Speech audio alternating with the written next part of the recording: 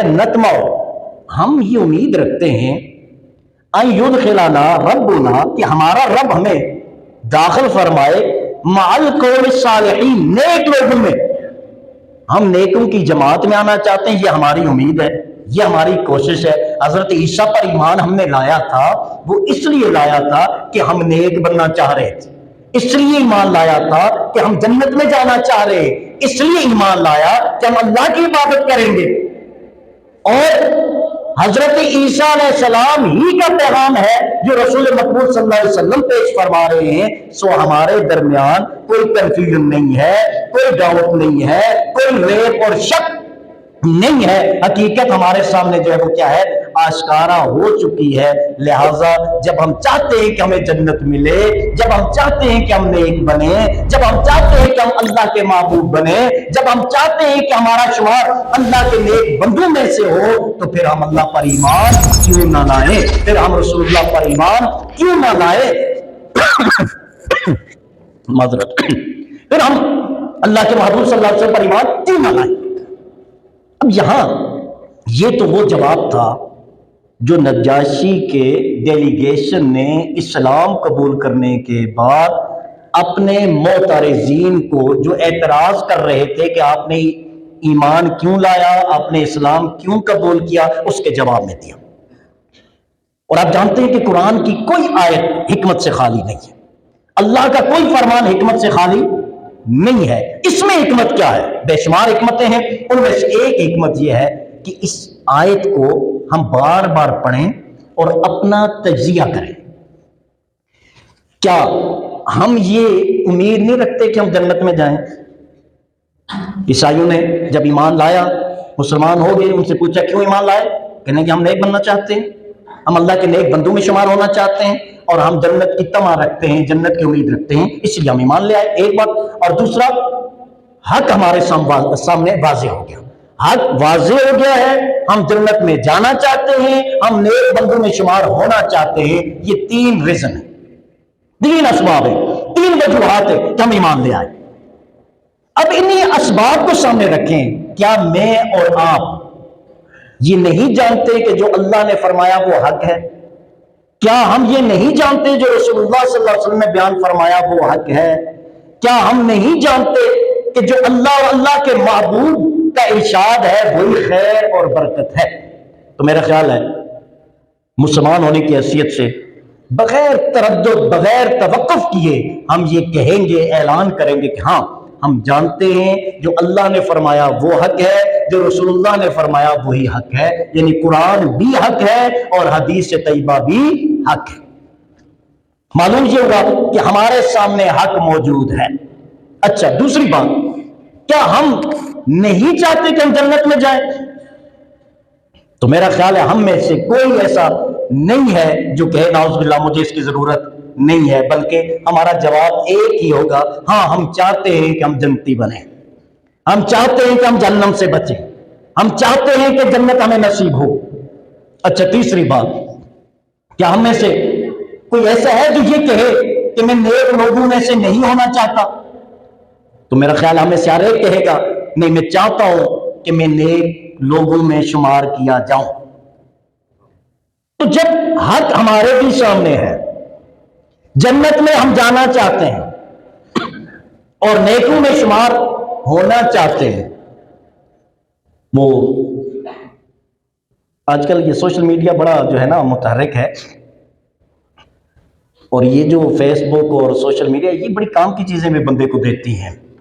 اور میں اگر یوں کہوں کہ یہ جو میڈیا ہے نا، یوں سمجھ لیں کہ آپ کے ہاتھ میں جنت بھی ہے اور جہنم بھی ہے۔ مختصر اگر میں کہوں، آپ کے ہاتھ میں ہے، آپ کی انگلی کے ٹچ سے چاہے تو جنتی بن جائیں، چاہے تو جہنمی بن جائیں، یہ آپ کے سامنے دونوں آپشن موجود ہیں۔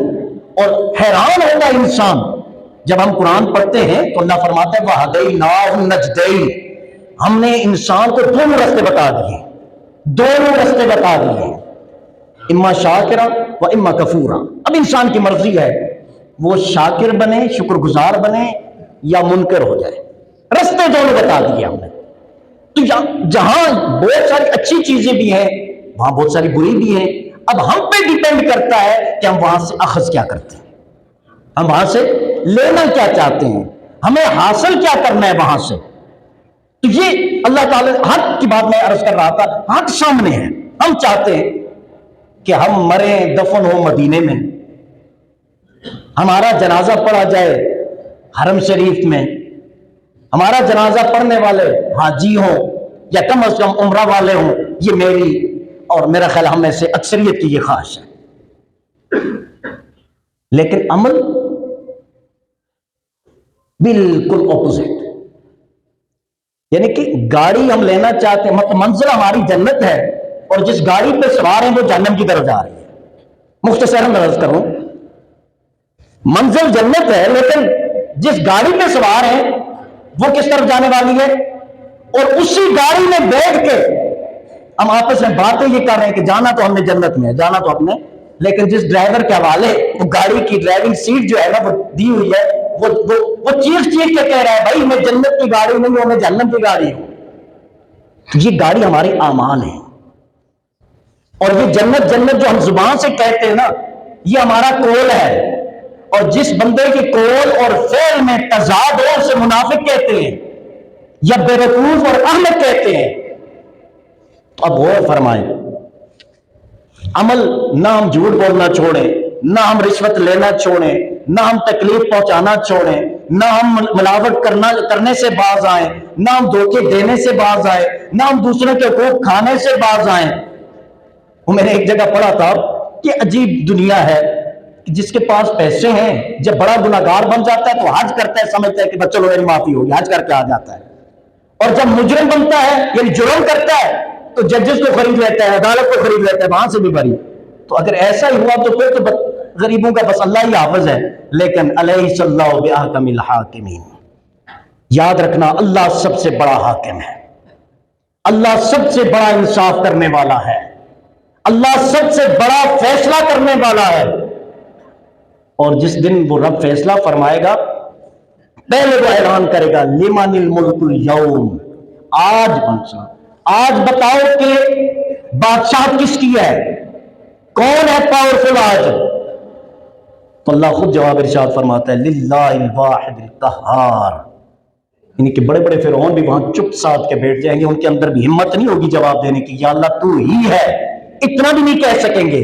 میرا رب خود ارشاد فرمائے گا میں وہ رب ہوں جو واحد بھی ہوں اور جو قہار اور جبار بھی ہوں. تو دوستو المختصر اللہ تعالیٰ ارشاد فرماتا ہے جب ان پر اعتراض کیا کہ کیوں ایمان لا رہے ہو، تو انہوں نے کہا وما لنا لا نؤمن باللہ، ہم اللہ پر کیوں ایمان نہ لائیں، وما جاءنا من الحق، اور حق پر ہم ایمان کیوں نہ لائیں، ونطمع ان يدخلنا ربنا مع القوم الصالحین، جبکہ ہم چاہتے ہیں کہ اللہ ہمیں جنت میں داخل کرے نیک لوگوں کے ساتھ. فاصابهم اللہ، اللہ نے پھر انہیں ثواب عطا فرمایا، اللہ نے انہیں اجر عطا فرمایا، صلہ عطا فرمایا، بما قالوا جو انہوں نے کہا تھا اس کا صلہ عطا فرمایا. اس صورت میں جنات تجری من تحت الانہار خالدین فیہا، ایسے باغات عطا فرمائے جن کے نیچے نہریں بہ رہی ہیں اور ہمیشہ کے لیے وہ باغات انہیں رب نے الاٹ کر دیے، ہمیشہ کے لیے وہ باغات رب نے انہیں عطا فرما دیے. وذالک جزاء المحسنین، فرمایا یہ نیکوں کا صلہ ہے، نیکوں کا صلہ ہے، جزا ہے. اور آگے ارشاد فرمایا والذین کفروا وکذبوا، اور جو لوگ کفر کرتے ہیں، کفر کیا جنہوں نے اللہ کی آیتوں کو جھٹلایا، اولئک اصحاب الجحیم، وہ جہنمی ہیں، یعنی وہ جنت میں نہیں جائیں گے، وہ جہنم میں جائیں گے. اللہ تعالیٰ سے دعا ہے ہم سب کا حامی و ناصر ہو اور ہمارا خاتمہ بالایمان فرمائے.